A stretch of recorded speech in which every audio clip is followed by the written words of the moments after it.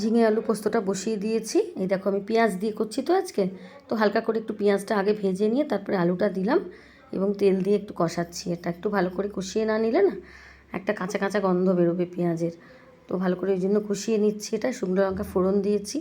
আর এই দেখো আমি তো জানো যে কালো কড়াইয়ে মাছ ভাজা টাজা বা যে কোনো অন্য ভাজাও করি, তো ট্যাংরা মাছটা বসিয়ে দিয়েছি, একটু ঢাকা দিয়ে দিলাম কারণ ভীষণ ফাটে ট্যাংরা মাছ। আর শশা কেটে রেখেছি। আর এদিকে হচ্ছে ঢাকা দিয়ে দিলাম। পোস্তটা বেটে নিয়েছি, পোস্তটা বাটা হয়ে গেছে, এরপরেই পোস্তটা দিয়ে দেবো ঝিঙে আলুটাতে। আর মাছগুলো ভেজে তুলে রেখেছি।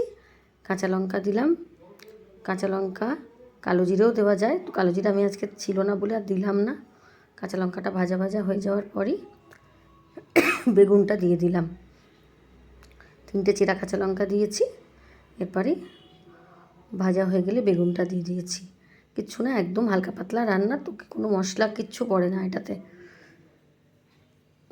এই যে বেগুনটা ভেজে নিচ্ছি ভালো করে। একটা ছোট বেগুন কেটে নিয়েছি। বেগুনগুলো ভালো করে ভেজে নিয়ে তারপরে তুলে নেব। আর মশলা একদম হালকা বলতে একদমই যে দেওয়া যা মানে দিই না তা নয়, একটুখানি জিরের গুঁড়ো, একটু হলুদ, একটু নুন, শুকনো লঙ্কার গুঁড়ো জলে গুলে ওটা ঢেলে দেবো। এই যে বেগুনটা ভাজা হচ্ছে, একদম ফুল আঁচেই ভাজছি। ভালো করে ভেজে নিয়ে তুলে নেব বেগুনটা। মাছগুলো ভাজা হয়ে গেছে আগেই। 2টো ট্যাংরা মাছই কত দাম নিয়েছে জানো।